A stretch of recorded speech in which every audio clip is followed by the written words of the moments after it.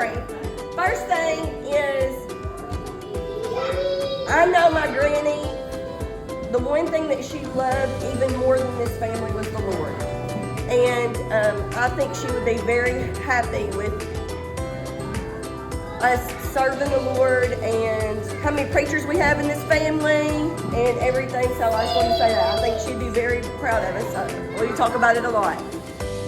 My story about Granny is I had taken her to the emergency room one of the last time, I guess. First of all, we got there and she was in a pair of shoes that had holes all in them.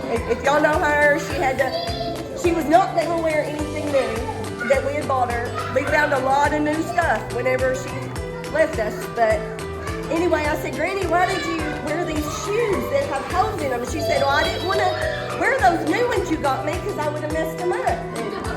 And anyway, so we were there. Anyway, the nurse came in and gave us a gown and said, you're going to have to put this gown on before the doctor comes in.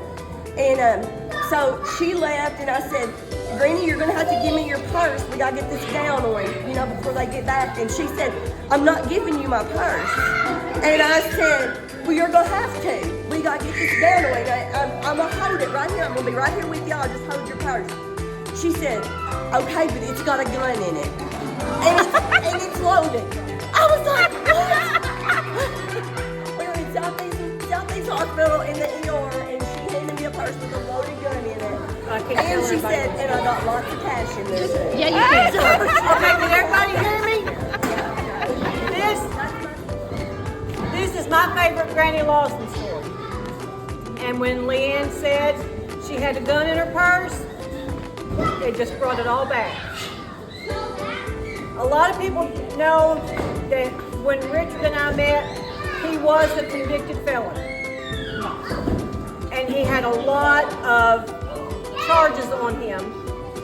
But for some reason, Granny ran into one of the church ladies from years ago at this church, and they told my granny that Richard was not only a convicted felon, he was a murderer and a rapist.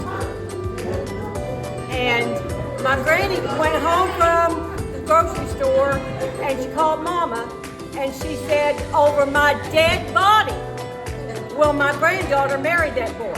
I will bring a gun to the wedding.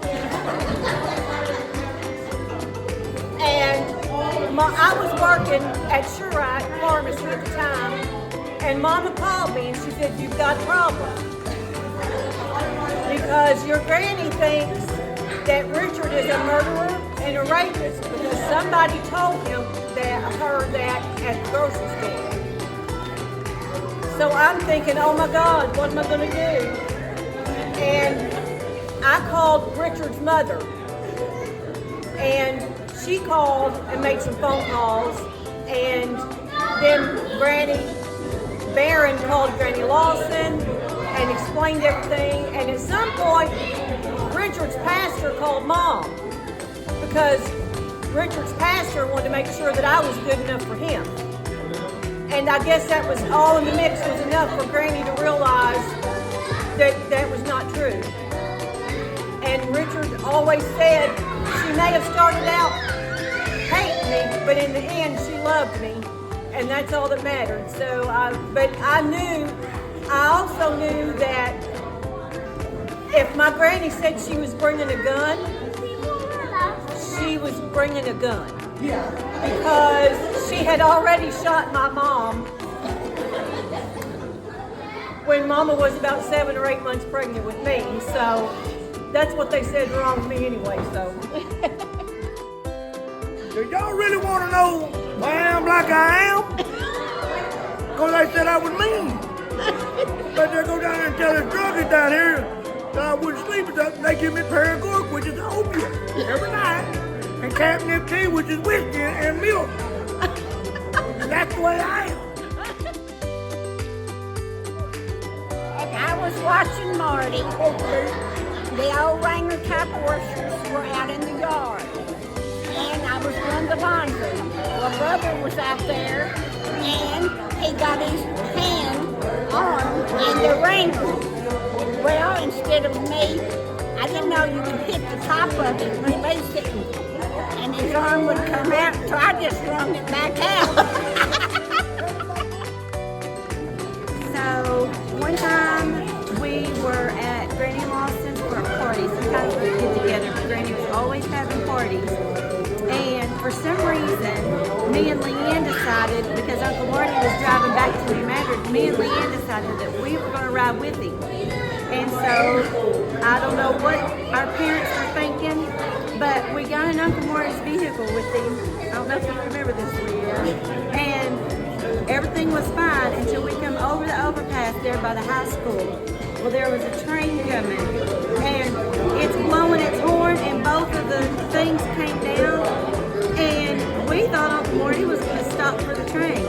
He did not. He floored it and went straight through those things. I mean, Leanne was screaming and everything. Don't know how we survived that, and I don't know that we ever told our parents until we got older. I don't really have one story in particular, but I remember even being a little girl and Granny always dragging me to all these little Baptist churches all across town to play the piano and sing with her. And she'd get up there and she'd say, "This is my granddaughter." She was really proud of me. And, she said there wasn't an ugly one in the room. But I don't really have one in particular.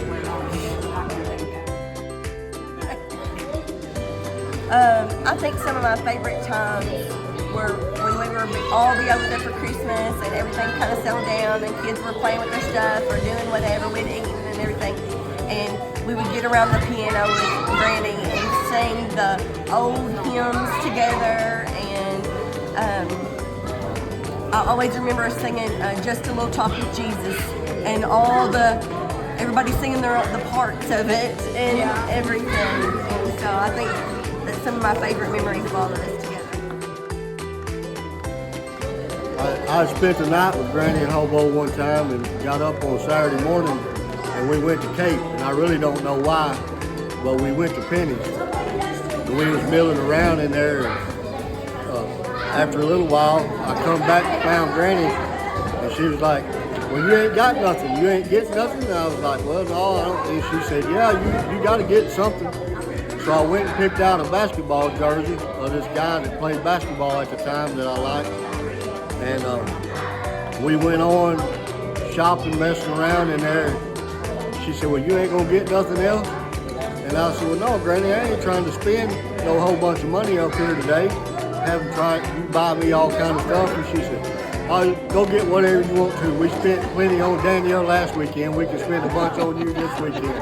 So I went and got a new pair of shoes and shorts to match my jersey. I had a whole armload of stuff before we left out of there. I remember some of my best memories. My granny in Hobo used to take me to every wrestling match when the WWF at that time would come to Cape, and it was like Christmas all over, because whatever I wanted, I got. And I really never will forget the first time we went. I loved Hulk Hogan, and I don't know where I got this from, I guess my mom, but I didn't like to spend money, and I didn't even like to spend other people's money. But my granny wasn't having it, because I was sitting there staring at these Hulk Hogan t-shirts until she finally made me get one, which I wanted it. I did want it, but I didn't want her to buy it for me. But Hulk Hogan always ripped his shirt off, and I ruined that shirt not long after I got home by ripping it off like Hulk Hogan did. Okay, this story is about our brother Mark. And sister and I had all the kids. We went to visit Mama one day. And so anyway, we got there. We started getting all you kids out and everything.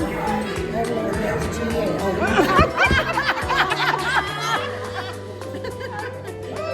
I don't know what all the preachers were.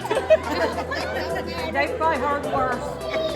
So anyway, we started to go in, And all at once, I mean, the door was open. We started seeing there was nothing strangers. Started darting across, and what they were doing, it was him and this girl, and they were, and we went, And Frederick Delecti. and he didn't know that there was a mirror in there, and as they dashed across, all you could see was two naked people running for the line. So what'd you do? So I told Sister, and I said, we gotta get these kids back to the car. They can't go in there. You know. So we bottled up the kids, and here we went with all the guys. And it left. So that is true. Okay. As most people know, my late husband was a jokester. All right. I was 7 months pregnant with Deanna, our oldest daughter. And my husband had went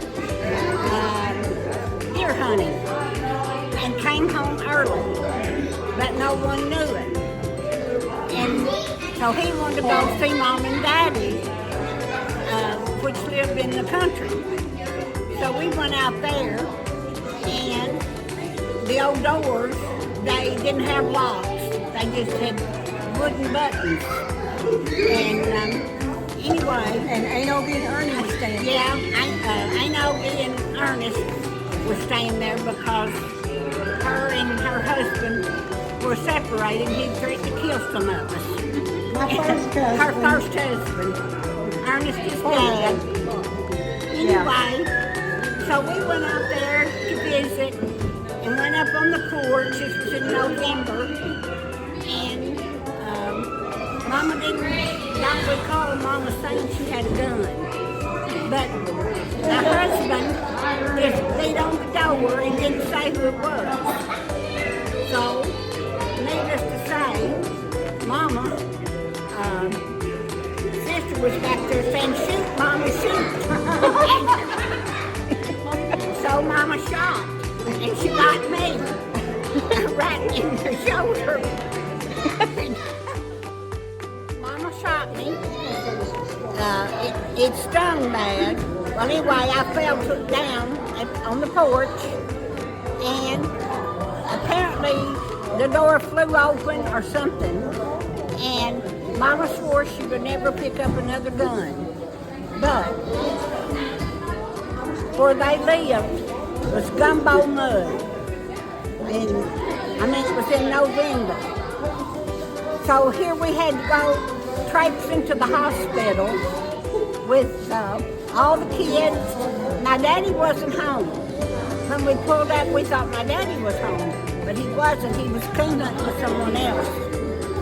But, so we had to take me and sister, Ernest, Marty, Mama, all of us. We had to go to Sykeston to the hospital. Of course, they had to have the police there to interview us, me especially, to see what happened. No, she's got Mama. And I told them what happened. It was an accident that my mother shot me. But like I say, I was 7 months pregnant with Deanna. And some of the shots fell out, and they maybe dug a few out, but I still have some in me. You told about when y'all got back. Oh, my You had to go to. My daddy wasn't home yet, and we were worried that he would get home before us and would just go crazy because he was always worried to death about us. But we beat him home, and Mama put me in the bed, and she waited up for Daddy to come home from coon hunting. And I heard her say now, she's okay, she's okay. And she proceeded to tell him that I was shot. Oh my, he just went crazy. I mean, he started boohooing and just he run in the bedroom where I was and checked me out and everything. You know, that was basically, I guess me and Johnny went home. I don't know if we stayed all night or went back to our house. Probably stayed all night because Mama had me in the bed.